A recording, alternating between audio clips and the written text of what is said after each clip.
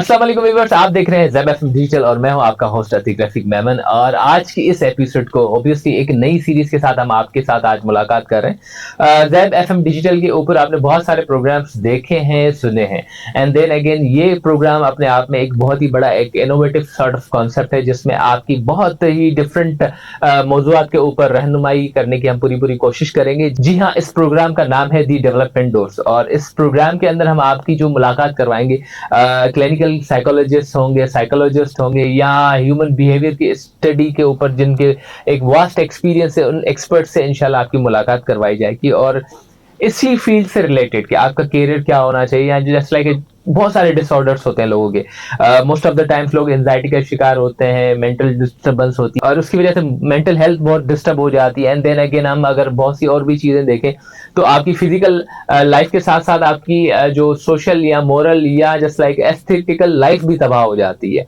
तो बहुत सारे इश्यूज हमारी सोसाइटी में प्रिवेल कर रहे होते हैं, मगर उन इश्यूज के साथ साथ सोल्यूशंस भी होते हैं। तो हमारे इस प्रोग्राम के अंदर हम उन्हीं एक्सपर्ट्स को बुलाते हैं जो उस मामलात को देखते हुए आपको सोल्यूशंस की तरफ लेके जाएं। एंड देन अगेन ये वो नहीं है कि आपको हाथ से पकड़ के लेके जाया जाता है, मगर इसमें सबसे बड़ा मामला ये होता है कि साइकोलॉजिस्ट आपकी सोच, आपके फर्म और आपके किरदार या आपकी बॉडी लैंग्वेज को जस्ट लाइक डायग्नोस करने के बाद आपको बहुत सारे डिफरेंट पैरामीटर्स बताते हैं, जिसकी जस्ट लाइक डिफरेंट वेरिएशंस होती हैं, और उस वेरिएशन की बुनियाद पे आप अपने माइंड सेट के हिसाब से बहुत सी चीजें अपने लिए जस्ट लाइक आप सोल्यूशन क्रिएट करना फिर शुरू कर देते हैं। आज के इस प्रोग्राम में मैं बहुत मशहूर हूं डॉक्टर मुजफ्फर अली साहब का। आप जो है क्लिनिकल साइकोलॉजिस्ट हैं, आपने पीएचडी क्लिनिकल साइकोलॉजी के अंदर की आईसीपी से, जो कि यूनिवर्सिटी ऑफ कराची में वाक़ है, और इस वक्त आप हमारे यहाँ जी हाँ ज़ैबिस में क्लिनिकल साइकोलॉजिस्ट भी हैं, एंड देन अगेन आप स्टूडेंट काउंसलर भी हैं। अस्सलाम वालेकुम sir, and welcome on the board. वालेकुम सलाम, thank you so much for having me. It's honour sir कि आपने हमें इस कीमती टाइम में से कुछ टाइम इनायत फरमाया। सर बहुत सारे मामलात होते हैं, और एक आपकी फील्ड बहुत बड़ी फील्ड है। हम किसी भी डिग्री को जब हम कंप्लीट कर रहे होते हैं तो 48 कोर्सेज एक होते हैं, फिर तकरीबन 18 कोर्सेज फिर होते हैं, फिर इसी तरह पीएचडी के भी 8-10 कोर्सेज होते हैं। देन अगेन आपका रिसर्च वाला सारा मामला होता है। तो आपका अल्हम्दुलिल्लाह एक जामे कहते हैं कि नॉलेज होती है, जिसके ऊपर आप अपनी डिग्रीज या अपने काम के ऊपर जो है एक कमांड हासिल करते हैं। सर आप क्लिनिकल साइकोलॉजिस्ट तो हैं और इसके साथ स्टूडेंट काउंसलर भी हैं। तो सबसे पहली और इम्पोर्टेंट चीज जो मुझे आपसे आज के इस प्रोग्राम में करनी है वो ये है कि मेंटल हेल्थ एग्जैक्टली होती क्या है। मतलब हम जब लफ्ज लेते हैं मेंटल हेल्थ, तो उसका उसका मफहूम क्या होता है, इससे क्या अजम्पशन आती है, क्या इसका डायरेक्शन बनती है माइंड पर। मेंटल हेल्थ नॉर्मली जहनी सेहत को कहते हैं। जिस तरीके से जिस्मानी सेहत होती है, इसी तरीके से मेंटल हेल्थ जहनी सेहत भी होती है। तो WHO के मुताबिक मेंटली हेल्थ या मेंटल हेल्थ हम तब कहेंगे जब किसी भी इंसान में ये एबिलिटी हो कि वो अपनी क्वालिटीज़ को पहचान सके, अपनी एबिलिटीज़ को पहचान सके, रियलाइज़ कर सके कि उसके अंदर क्या एबिलिटीज़ हैं। और इसके अलावा अगर हम देखते हैं तो वो जो नॉर्मल ज़िंदगी में स्ट्रेसेस आते हैं, परेशानियां आती हैं, उनके साथ वो सही तरीके से कोप कर सके। और कोप करने के साथ साथ ये इम्पोर्टेंट चीज़ है कि वो जैसे कि कोप कर सके और उसके साथ साथ कम्युनिटी में कंट्रीब्यूट भी कर सके। मतलब जो कुछ उसने माशरे से, इस कम्युनिटी से सीखा है, वो जाके अपनी कम्युनिटी में यानी गिव बैक कर सके। और इस शख्स को हम कह सकते हैं कि यह मेंटली हेल्दी पर्सन है। अगर हम जनरल लेवल पे बात करते हैं कि हेल्थ क्या है, WHO कहता है कि health is complete physical, mental, emotional, psychological and spiritual wellbeing. ये सिर्फ किसी किस्म की बीमारी का ना होना नहीं है, बल्कि इन तमाम एरियाज में अगर कोई भी इंसान वेल है, सही तरीके से परफॉर्म कर रहा है, तो हम उसे मेंटली हेल्दी पर्सन कहते हैं। अदरवाइज हम ये देखेंगे कि अगर मेंटल इलनेस की जहां तक हम बात करते हैं तो उसमें भी फिर बहुत सारे फैक्टर्स हैं। ये देखा जाएगा कि कोई भी इंसान अपनी जो डेली एक्टिविटीज है वो किस लेवल पे कर पा रहा है या परफॉर्म कर रहा है। सही। अच्छा sir, most of the time ये देखा जाता है कि कुछ लोग ऐसे होते हैं जो अपनी रूटीन एक्टिविटीज वैसे तो बहुत अच्छी परफॉर्म कर रहे होते हैं, मतलब कुछ अरसे के बाद उनकी जो कैपेबिलिटी होती है काम करने की, या जो जिस लाइक जो परफॉर्मेंस उनकी जो जितनी एक्टिव या जितनी परफेक्शन के साथ पहले होती थी, वो حالیہ وقت میں نہیں ہوتی. تو وہ کس قسم کے ڈس آرڈرس یا مینٹل ایشوز کو فیس کر رہے ہوں گے, یا جس لائک آپ اوبیسلی پریکٹس بھی کرتے ہیں, تو آپ کس طرح کے ہماری سوسائٹیز میں ایشوز دیکھ رہے ہیں جو لوگ فیس کر رہے ہیں؟ اچھا, جیسے آپ نے بتایا کہ کس طریقے سے ہم ڈائگنوز کریں گے, تو دیکھیں ڈائگنوسس کے حوالے سے پراپر ایک پروسیجر ہوتا ہے اور اس میں ایک ٹائم ڈیوریشن ہے, اور اس کے ساتھ ہم دیکھتے ہیں کہ فریکوینسی, یہ جو ایشوز آ رہے ہیں ان کی فریکوینسی کتنی ہے, یہ سب دیکھا جاتا ہے. جہاں تک ہم ڈپریشن کی بات کرتے ہیں, ڈپریشن ایک عام بیماری ہے جو ہمارے معاشرے میں بہت زیادہ پریویل کر رہی ہے. ٹھیک ہے, تو اس میں یہ ہوتا ہے کہ کوئی بھی انسان کم سے کم 2 ویک سے, جو آگے میں سمٹمس آپ سے ڈسکس کروں گا, ان سمٹمس کا ہونا ضروری ہے.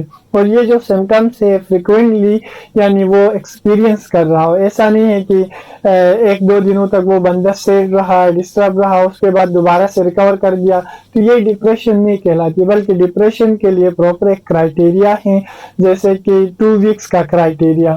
اور ان 2 ویکس میں کوئی بھی انسان یا تو سیڈ ہوگا یا اریٹیبل, اس کا جو موڈ ہے. ٹھیک ہے, اس کے ساتھ ساتھ جو ڈیلی ایکٹیویٹی سے ان کا انٹرسٹ لاس ہوگا, دل نہیں لگ رہا ہوگا. جیسے جو کام وہ پہلے بہت خوشی سے کرتا تھا یا جن کاموں میں پہلے ان کو مزہ آتا تھا, ان کاموں میں بھی دل نہیں کرے گا. اس کے ساتھ ساتھ ہے سلیپ کا بہت ایک امپورٹنٹ ایشو اس میں آتا ہے. جو لوگ ڈپریشن کا شکار ہوتے ہیں یا تو وہ بہت زیادہ سوتے ہیں یا پھر بہت کم سوتے ہیں.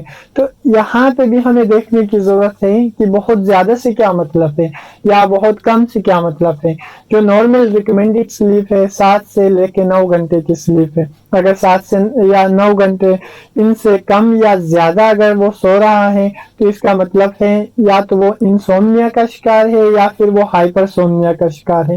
یہاں پہ ایک امپورٹنٹ چیز میں بتانا چاہوں گا کہ وقت کے ساتھ ساتھ ہم سب کو پتہ ہے کہ انسان کی جو نیند ہے وہ کم ہو سکتی ہے. جیسے اگر ہم بات کرتے ہیں ایک 60 ایئر اولڈ پرسن کی, تو وہ نارملی 4 سے 5 گھنٹے بھی اگر سو جاتے ہیں تو صبح اٹھ کے نارملی اپنی ایکٹیویٹیز پرفارم کر سکتے ہیں. لیکن یہاں پہ ہمیں یہ دیکھنا ضروری ہے کہ اگر کوئی بھی انسان 2-3 گھنٹے یا 4 گھنٹے سوتا ہے, کیا صبح اٹھ کے وہ فریش ہوتا ہے, انرجائزڈ ہوتا ہے, اپنے کام پہ فوکس کرتا ہے؟ اگر کر رہا ہے تو اس کا مطلب یہ ہے کہ بہتر ہے. اگر نہیں کر پا رہا ہے, اس سلیپ کی وجہ سے اس کی ڈیلی لائف یا فنکشننگ ڈسٹرب ہو رہی ہے, تو اس کا مطلب ہے سلیپ کا ایشو ہے. اس کے علاوہ ہے ایپیٹائٹ. کچھ لوگ ڈپریشن میں جب ہوتے ہیں تو بالکل ان کو بھوک نہیں لگتی ہے. کچھ لوگ بہت زیادہ کھانے لگ جاتے ہیں. جب بھوک نہیں لگے گی تو ویٹ لاس ہوگا. جب بہت زیادہ کھانا شروع کر دیں گے تو وہ اوبیسٹی کی طرف جائیں گے اور موٹاپے کی طرف جائیں گے. اس کے ساتھ ساتھ ہے سوسائڈل تھاٹس, سوسائڈ کرنے کے خیالات کا آنا یا پھر کوشش کرنا کہ اپنے آپ کو میں نقصان پہنچاؤں. اور اس کے ساتھ ساتھ ہے کہ اریٹیبل ہونا, چھوٹی چھوٹی باتوں پہ غصہ آ جانا اور کسی اور کی جو بات ہے وہ برداشت نہیں کر پانا. بعض اوقات ایسا بھی لگتا ہے کہ میرے اندر بالکل بھی انرجی نہیں رہی ہے, میں کسی بھی کام کو صحیح طریقے سے نہیں کر پا رہا ہوں, مجھے طاقت کی دوائیوں کی ضرورت ہے. بعض پیشنٹ اس طریقے سے بھی مطلب رپورٹ کرتے ہیں. تو یہ ڈپریشن کی علامات ہے. ان کے بیسس پہ ہم یہ دیکھتے ہیں کہ کتنی علامات ہے. 4 سے 5 علامات اگر ہے تو مائلڈ سے ماڈریٹ کی طرف جائے گا. اگر اس سے بھی علامات زیادہ ہیں تو پھر سیویئر کی طرف جائے گا. صحیح. سر آپ نے ابھی ایک لفظ استعمال کیا, انسومینیا اور ہائپرسومینیا.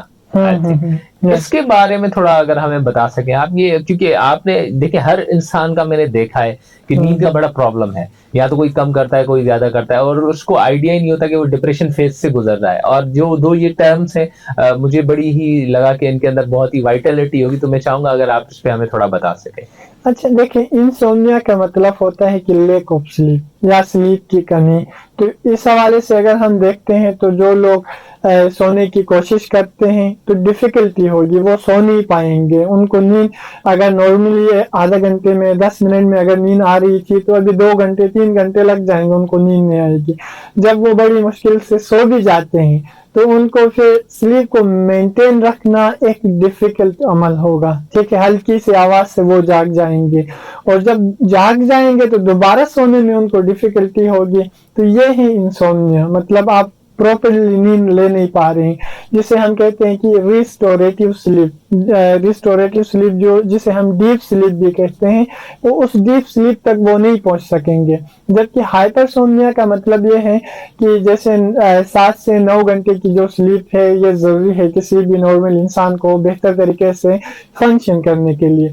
तो ये लोग 10 से 12 घंटे भी सोएंगे तो इनको लगेगा कि नींद पूरी नहीं हो गई, थकावट है, अभी भी बिल्कुल बेजारी वाली कैफियत है, ये फोकस नहीं कर पा रहे हैं, अटेंशन नहीं दे पा रहे हैं, तो ये हाइपरसोमनिया कहलाती है। सर इसके अलावा एक और भी चीज आपने कहा, एपिटाइट बड़ा ही इम्पोर्टेंट होता है हमारी लाइफ के अंदर। तो कुछ लोग वाकई ओवर ईटिंग कर लेते हैं और कुछ लोग बहुत कम खाते हैं। अच्छा, इसमें हम कैसे ये जस्ट लाइक रियलाइज करें, क्या उसके जस्ट लाइक मोड्स होंगे या क्या उसका एक मॉडल होगा जिससे पता चले कि यार ये वाकई डिप्रेशन में है? जस्ट लाइक हम ऑब्वियसली कोई ज्यादा खाता है तो अगर वो हेल्दी खाना ना हो तो ओबेसिटी और ये सारे मसले शुरू हो जाते हैं, मगर इस चीज को ऑब्जर्व किस तरह किया जाता है? थोड़ा अगर आप इसमें हमें अच्छा देखिए, जहाँ तक ओबेसिटी की बात है या फिर एनोरेक्सिया नर्वोसा, जैसे आपने कहा कि कुछ लोग बहुत कम खाते हैं, जब इसमें हमें ये देखना है कि ये जो बंदे कम खा रहे हैं तो इसकी वजूहात क्या है।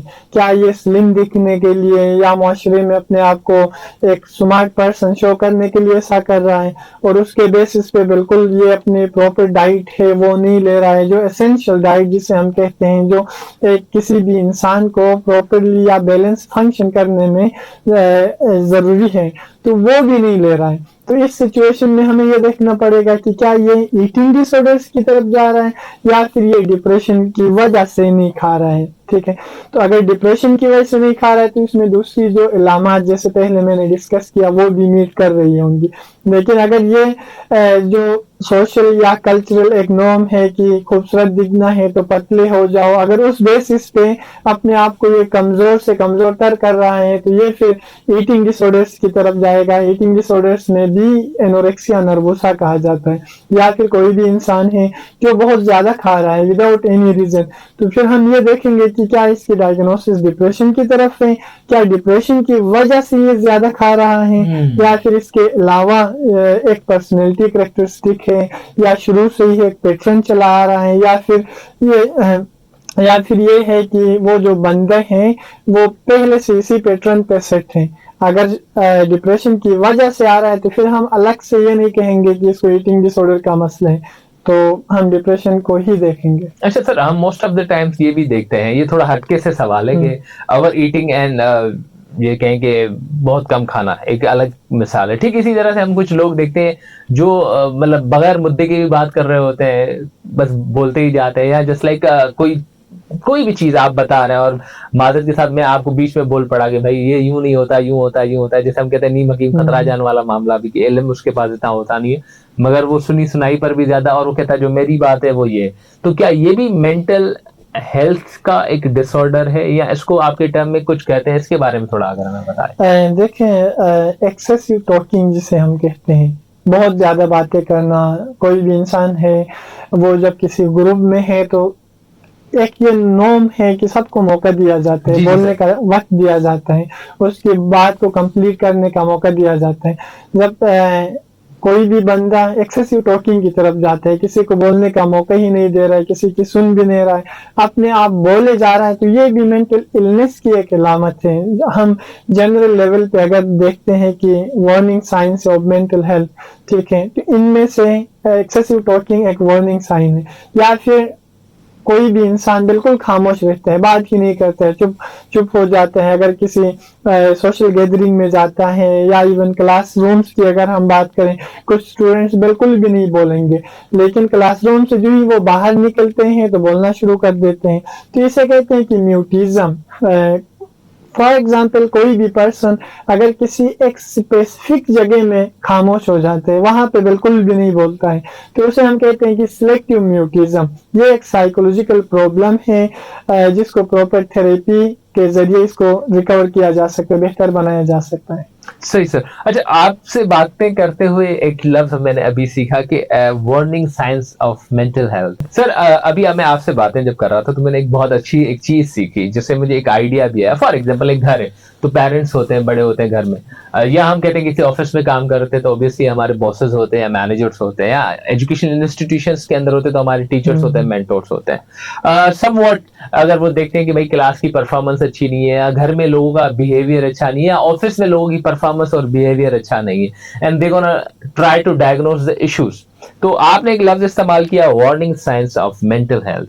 तो मैं चाहूंगा कि अगर इसको थोड़ा इस तरह से आप इंटीग्रेट करके हमें समझाएं कि अगर कोई भी घर घर का बड़ा फर्द हो, या ऑफिस का मैनेजर हो, या स्कूल के अंदर कोई मेंटोर वगैरह हो, वो किस तरह इस साइंस को बच्चों के ऊपर इम्प्लीमेंट करके आइडिया कर सकता है कि हाँ इनके साथ ये मेंटल हेल्थ है, के इश्यूज है।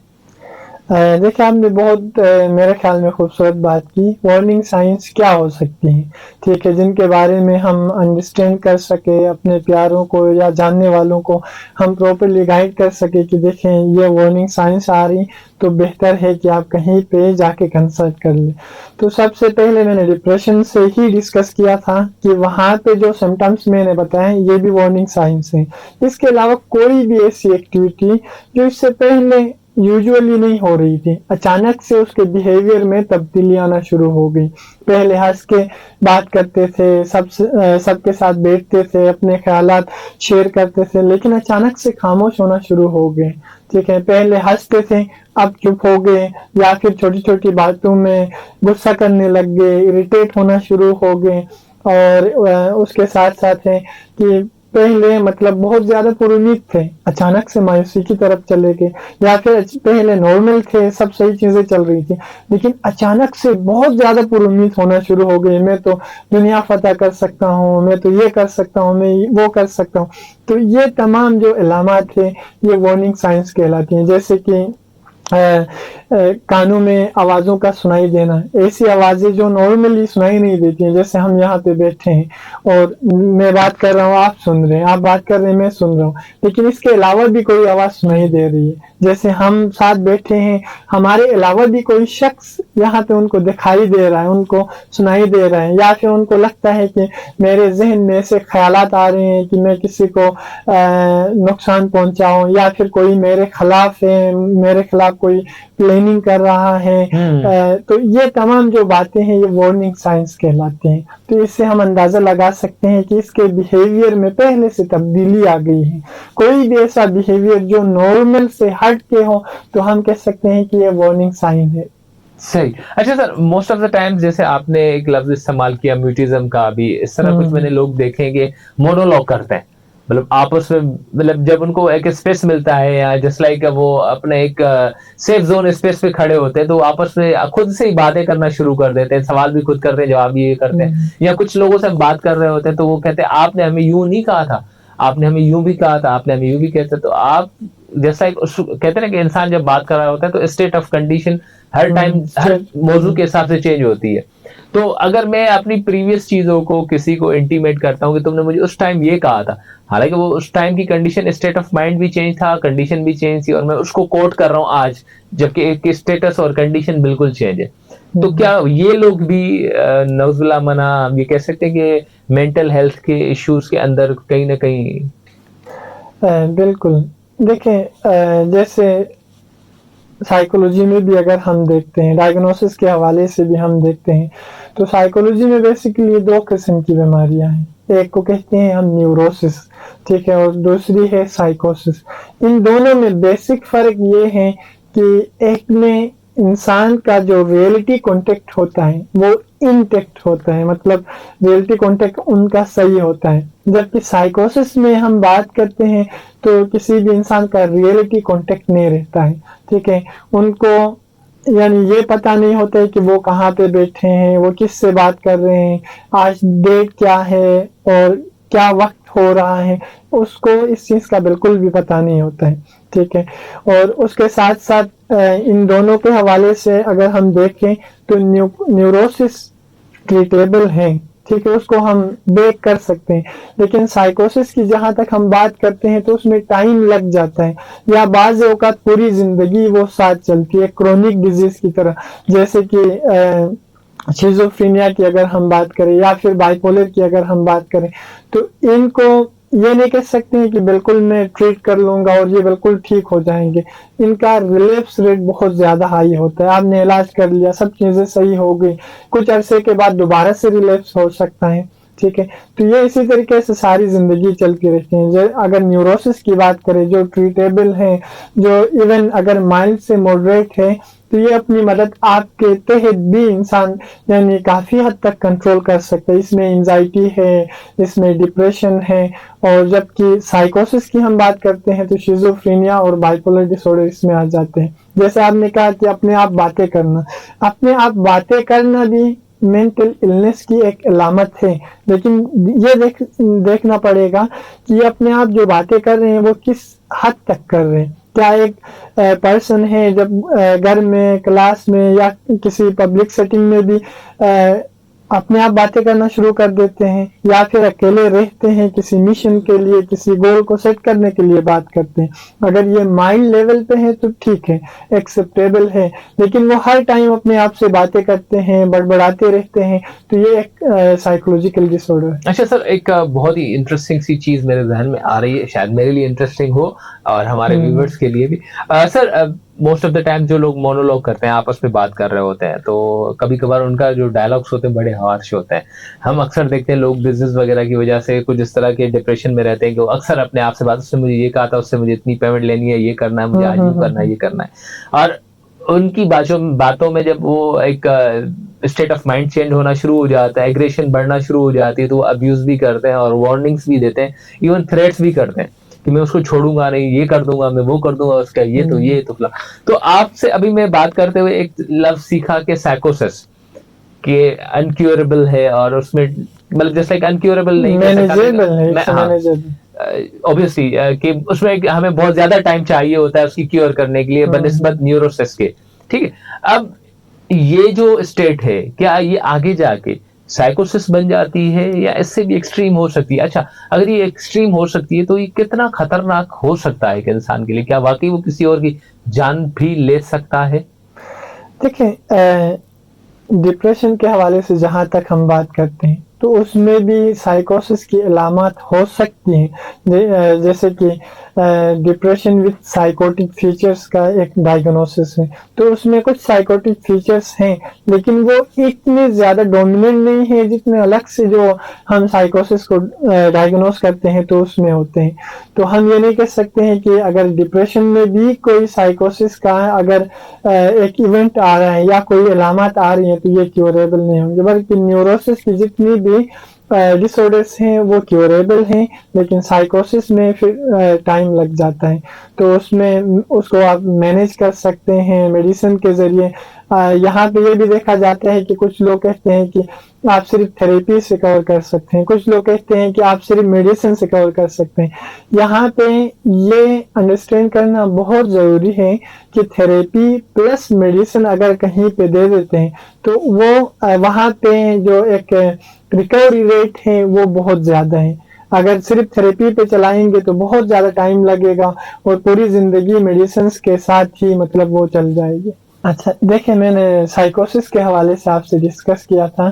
साइकोसिस में ऐसी अलामत आती हैं जैसे लोग मेरे खिलाफ हैं, ठीक है, लोग मुझे नुकसान पहुंचाना चाहते हैं और मुझे चीज़ें नज़र भी आती हैं और ख्यालात भी ऐसी आते हैं कि बिल्कुल मुझे नुकसान पहुंचाएंगे।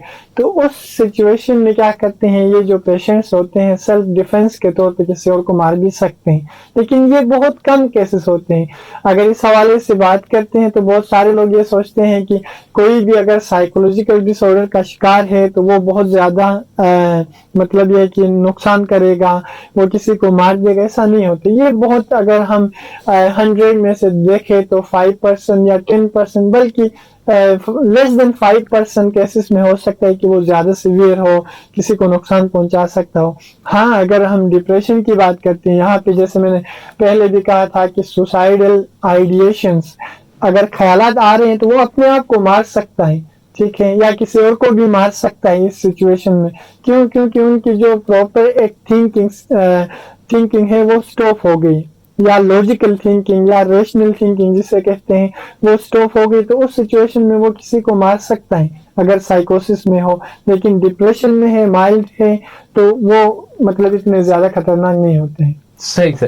اچھا سر، موسٹ آف دا ٹائمس یہ دیکھا گیا ہے کہ لوگ موویز دیکھتے ہیں اور ڈفرینٹ کیریکٹرس کے اوپر وہ فدا ہوتے ہیں. میں یہ کہوں گا کہ بھائی میرا یہ ہیرو بس مجھے بہت پسند ہے، یا فار ایگزامپل سم واٹ کبھی کبھی ہیرو کی جگہ ولن بھی لوگوں کو پسند ہوتا ہے کیونکہ ان کی ایکٹنگ کا بڑا ایک کرزمیٹک طریقہ ہوتا ہے. تو جو بائی پولر پرسنالٹیز ہیں اسپیشلی جو ہم دیکھتے ہیں، ایون بہت سارے لوگ، جیسے میں نے ابھی آپ سے بات بھی چل رہی تھی، خود ہی سے بات کر رہے تھے، خود ہی کوئی جواب دے رہے ہوتے.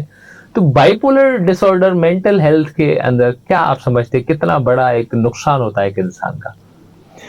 دیکھیں، بائی پولر کے حوالے سے جہاں تک ہم دیکھتے ہیں نا کہ یہ ایک ڈسیبلٹی فیکٹر بھی ہو سکتا ہے. ڈپینڈ کرتا ہے کنڈیشن کیا ہے. اگر علامات، اس کے جو سمٹمس ہیں وہ زیادہ اگر سویئر نہیں ہیں تو پوری زندگی وہ ایک تقریباً نارمل زندگی گزار سکتے ہیں. یہ اس سچویشن میں ہوگا کہ آپ پراپرلی میڈیسن بھی لے رہے ہیں، آپ تھراپی بھی لے رہے ہیں، اور اس کے ساتھ ساتھ آپ یعنی ریئلٹی چیکس رکھتے ہیں. اگر آپ کو کہیں پہ لگ رہا ہے کہ جو میرا مسئلہ ہے یہ زیادہ سیویریٹی کی طرف جا رہا ہے، تو اس سچویشن میں آپ اسپیسیفک یعنی انڈیکیٹرز جسے کہتے ہیں یا پھر سمٹمس کے بیسس پہ اپنے آپ کو آپ ایویلویٹ کرتے ہیں، یا اپنے ساتھ کسی شخص کو آپ یہ اختیار دیتے ہیں کہ ان کیس اگر میری سچویشن، میری کنڈیشن زیادہ سیویریٹی کی طرف جائیں تو آپ مجھے سمجھا دیں، آپ مجھے وارن کر دیں، آپ مجھے مطلب اس چیز سے ہٹانے کے لیے آپ میری ہیلپ کریں.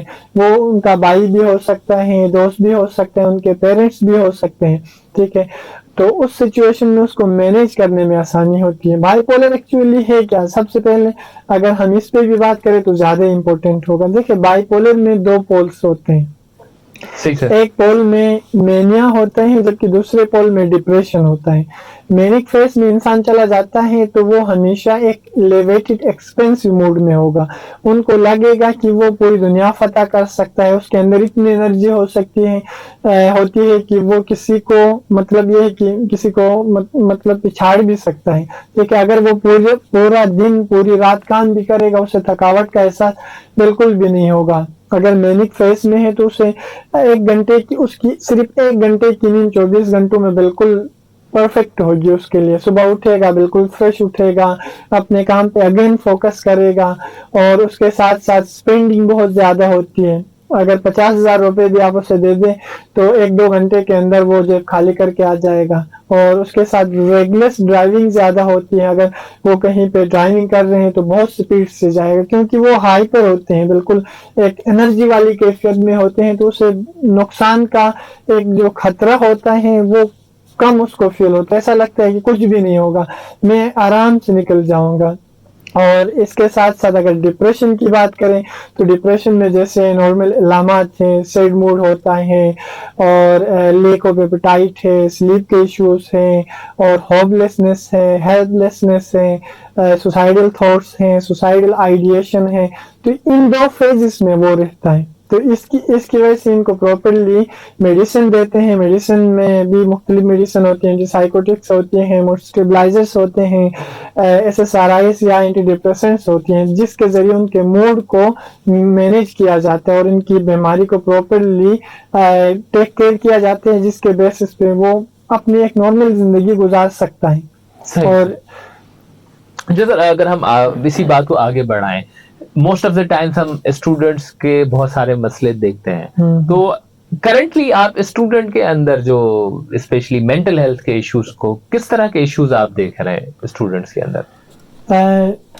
نارملی مختلف یونیورسٹیز کی بھی اگر ہم بات کریں تو وہاں پہ اس لیول پہ سیویئر ایشوز نہیں ہوتے ہیں، کیونکہ اگر کوئی سیویریٹی کی طرف چلا گیا ہے یا سیویریٹی میں ہے تو وہ یونیورسٹی کی ایجوکیشن ہے وہ کنٹینیو نہیں کر پاتے ہیں، کیونکہ وہ اپنے موڈس کو مینیج کرے گا یا پھر اپنے کورسز پہ ٹائم دے گا.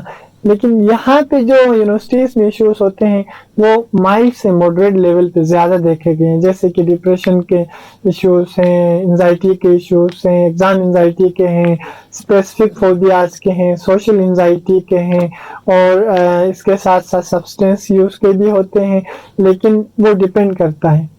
صحیح سر. اچھا سر, ہم بہت سی موویز بھی آج کل دیکھ رہے ہیں, آ رہی ہیں, جس میں بلنگ کا کانسیپٹ بتایا گیا ہے کہ مطلب میں نے بہت ساری سیریز بھی دیکھی ہیں, ایون ایک دو سیریز اور نیٹ فلکس پہ بھی, میں نام نہیں لینا چاہوں گا, اس میں یہ دکھایا گیا ہے کہ اس کیریکٹر کے ساتھ لوگ بلنگ کرتے ہیں تو وہ اتنا at the end of the day جسے کہتے ہیں نا ماسٹر پلانر بن جاتا ہے کہ وہ لوگوں کے مرڈرز بھی بڑے سیکوینسل کرتا ہے, اور آپ سوچ بھی نہیں سکتے کہ یار ایک بندہ جس کا نہ قد کاٹ ویسا ہے, نہ کسی کو پچھاڑ سکتا ہے, نہ کسی کو اٹھا سکتا ہے, وہ بندہ اینڈ میں نظر آ رہا ہوتا ہے کہ بھائی یہ تو سیریز کلر بن چکا ہے, اور وہ جسٹ بیکاز آف بلنگ. تو یہ مینٹل ہیلتھ کے اندر بلنگ کتنی خطرناک ہو سکتی ہے, جو لوگ ہم مذاق میں لوگوں کے اوپر جملے کس دیتے ہیں اور اس کا آئیڈیا ہی نہیں ہوتا ہمیں کہ ہم نے کیا کر دیا اس کے ساتھ, اس کے اندر کیا لاوا ابھر گیا اور آگے وہ جا کے کیا نقصان دے سکتا ہے. میں چاہوں گا کہ آپ ایکسپرٹ اس فیلڈ کے, آپ ہمیں تھوڑا سا اس پہ گائیڈ کریں. دیکھیں, بلنگ جو بندہ کر رہا ہے نا, اس کا تو کچھ نہیں بگڑتا ہے, ٹھیک ہے, وہ تو سمجھتا ہے میں نے ایک مذاق کیا, یا پھر اپنے ساتھ جو ان کے کولیگس ہوتے ہیں یا فرینڈس ہوتے ہیں ان کو خوش کرنے کے لیے وہ کچھ بھی کہتا ہے. لیکن جو پرسن برداشت کرتا ہے یہ بہت بڑی بات ہوتی ہے, ٹھیک ہے, اس کی مینٹل ہیلتھ اور اس کے ساتھ ساتھ اس کا جو سیلف اسٹیم ہے وہ ٹوٹلی ڈیمیج کی طرف چلا جاتا ہے, ٹھیک ہے. جس پرسن کے اوپر بلنگ ہو رہی ہے, ٹھیک ہے, ہمیں نہیں پتا وہ انسان کس قسم کی حالات سے گزر کے آیا ہے, یا کس طرح کی سچویشن ان کی لائف میں ہے, یا کس طرح کے مینٹل ہیلتھ یا ایون فزیکل ہیلتھ سے وہ گزر رہا ہے, ٹھیک ہے. ہم تو ایک ٹائم پاس کرنے کے لیے یا فن کے لیے اس کے اوپر مذاق کرتے ہیں, تو اس کے بیسس پہ ایون میرے پاس بھی اس طرح کے کیسز میرے پاس کلینک میں بھی آتے ہیں کہ جن کے اوپر بولی کی گئی, ٹھیک ہے, تو وہ پوری زندگی اس سے نہیں نکل پاتے ہیں. بہت ساری ان کے اوپر تھیریپی کے سیشنز کرتے ہیں, ان کے لیے سمجھو کہ یہ ایک ٹراما ہے, اور ہر وقت وہ مطلب اس سے ریلیٹڈ اس کو تھاٹس آتے ہیں, امیجز آتے ہیں. اور ایون بعض جو میرے پاس آئے تھے پیشنٹس, وہ یہ بھی رپورٹ کرتے ہیں کہ اس ٹراما کی وجہ سے وہ نیند سے بار بار جاگ جاتے ہیں, ٹھیک ہے, وہ پراپر طریقے سے نیند بھی نہیں لے پاتے ہیں, اور خواب بھی ان کو ایسے آتے ہیں کہ لوگ ان کے اوپر مذاق کر رہے ہیں, ان کا مذاق اڑایا جا رہا ہے, ان کی تذلیل کی جا رہی ہے, ٹھیک ہے. تو اس کے بیسس پہ وہ پراپرلی ایون اپنی اسٹڈیز پہ, اپنے پروفیشن پہ, اپنے ایون گھر والوں پہ بھی وہ ٹرسٹ نہیں کر پاتے ہیں, لیک آف ٹرسٹ کا ایک ایشو آ جاتا ہے, ٹھیک ہے.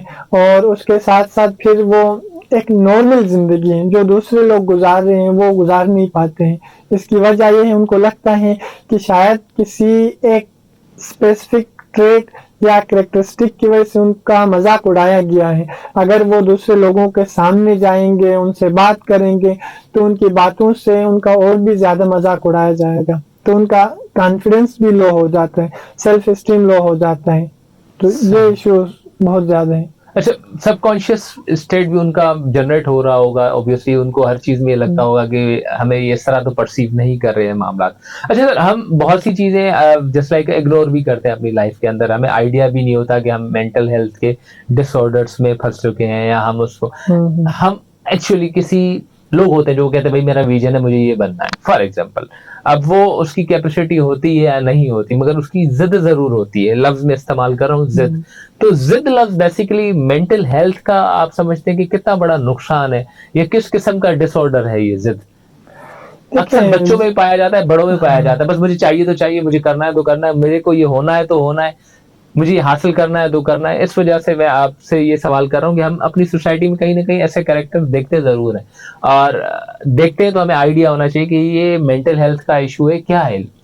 اچھا دیکھیں, ضد بذات خود کوئی سائیکولوجیکل ڈس آرڈر نہیں ہے. ہاں البتہ سائیکولوجیکل ڈس آرڈرس میں ایک سمٹم ضرور ہے, ٹھیک ہے. اگر کوئی بھی انسان ضد کر رہا ہے تو اس کی انڈر لائنگ وجوہات کیا ہیں.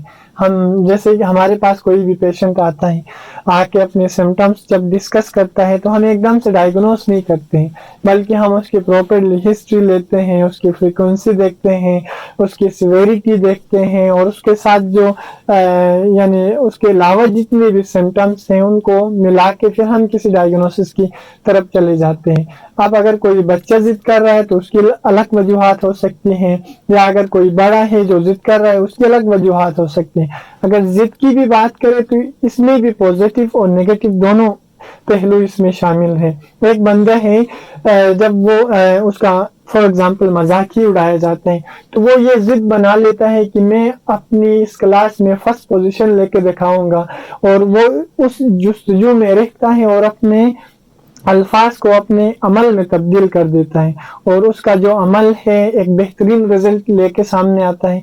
लेकिन कुछ लोगों की ये जिद भी होती है कि मैं इसे नुकसान पहुंचाऊंगा, तो वो उस कैटेगरी में चले जाते हैं। जैसे कि नॉर्मली हम कहते हैं अगर कोई भी इंसान किसी दूसरे को नुकसान दे के खुश होता है, ठीक है, और जो मुआशरा है उसके मुआशरे को भी नुकसान देता है, तो ये एंटी सोशल पर्सनैलिटी की तरफ चला जाता है कि बाकी मतलब जिद एक सिम्टम हो सकती है, ये कोई डायग्नोसिस नहीं। सर हमने बहुत सारी चीजों के ऊपर अल्हम्दुलिल्लाह डिस्कशन किया है, एंड देन अगेन मैं अपने व्यूअर से भी यही कहना चाहूंगा कि अगर आप इस तरह की कोई चीजें देख रहे हैं या आपके दिमाग में भी ऐसे कुछ सवाल आते हैं तो जी हाँ, आप हमें feedback@zebfm.org पर लिख सकते हैं और हम आपके सवाल अपने प्रोग्राम में जरूर शामिल करेंगे और एक्सपर्ट से उसके बारे में ओपिनियन जरूर लेंगे।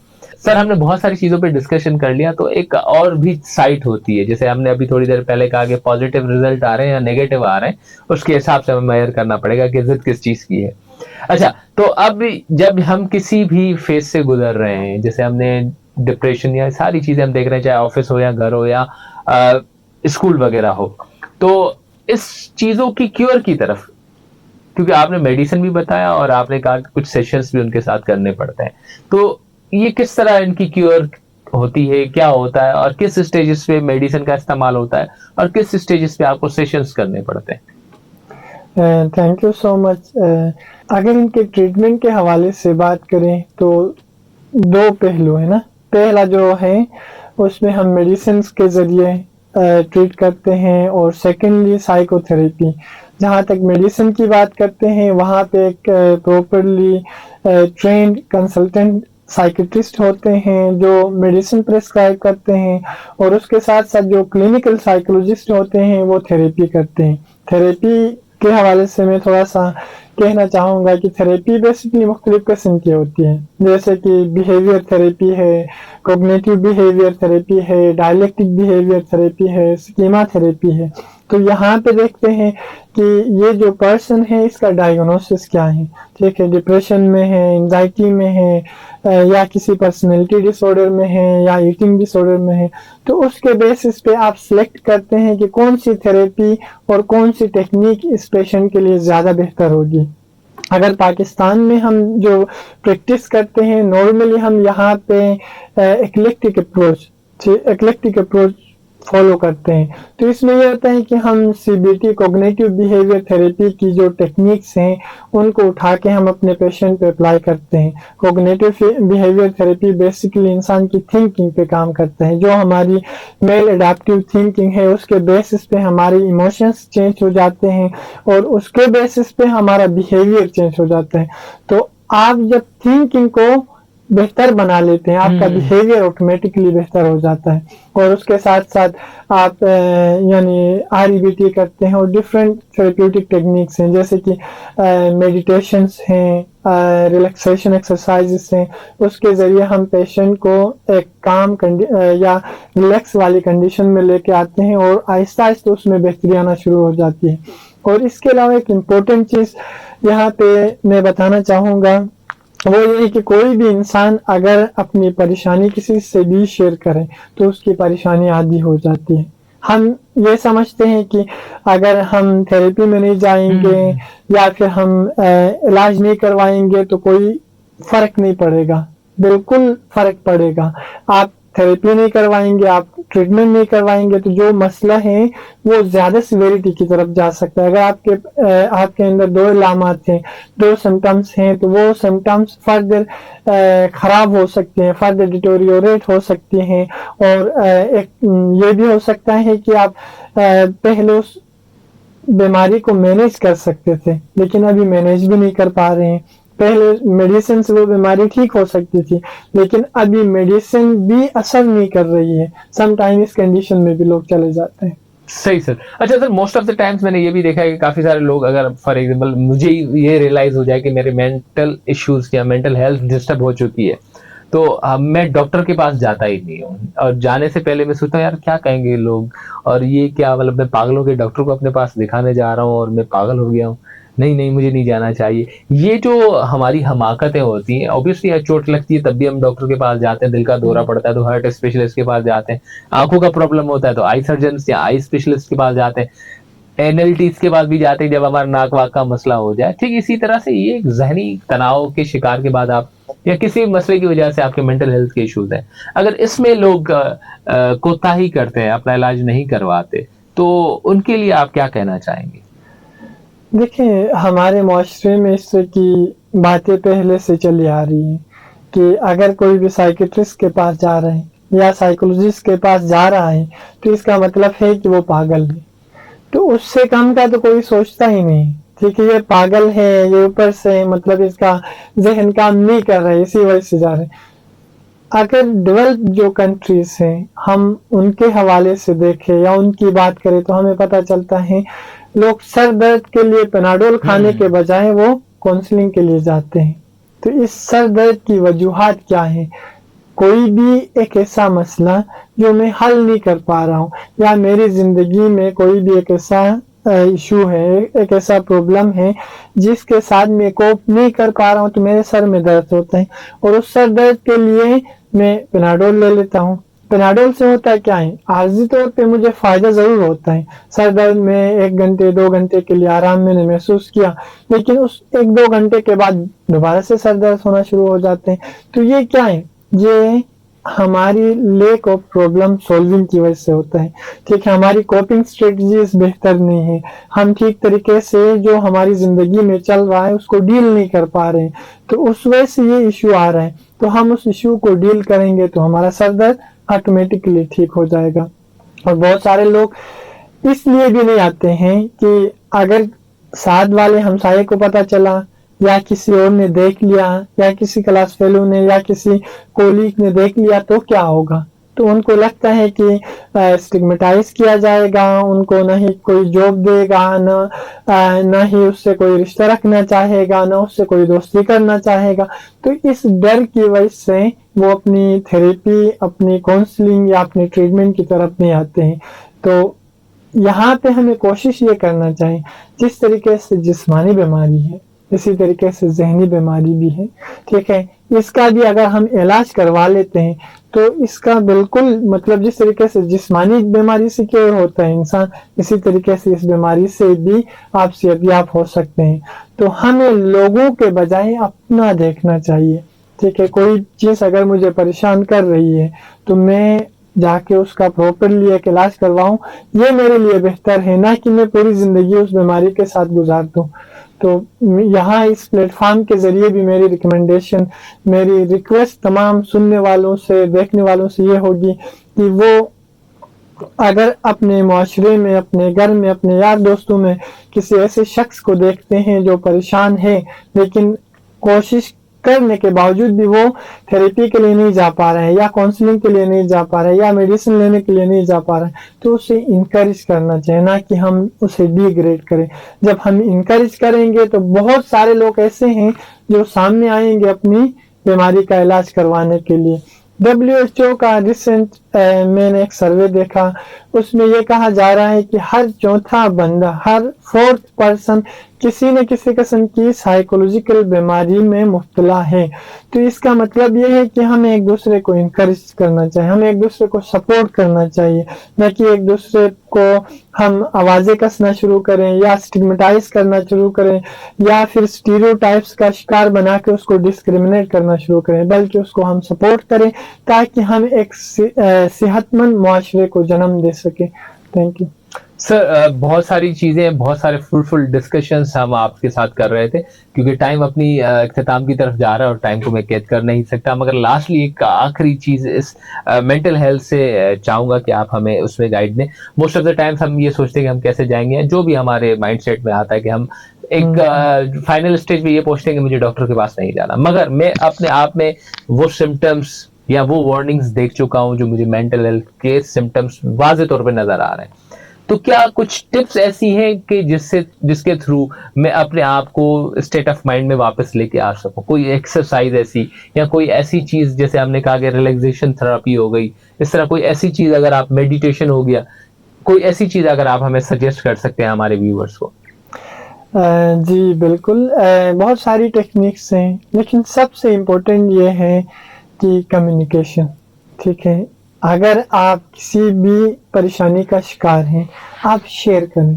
ٹھیک ہے، چاہے آپ اپنے گھر والوں کے ساتھ شیئر کریں، چاہے آپ اپنے دوستوں کے ساتھ شیئر کریں، یا پھر کسی کاؤنسلر یا تھراپسٹ کے پاس جائیں. جب آپ شیئر کرتے ہیں تو وہ جو مسئلہ ہے آدھا رہ جاتا ہے. ٹھیک ہے، کیتھارسس جسے کہتے ہیں.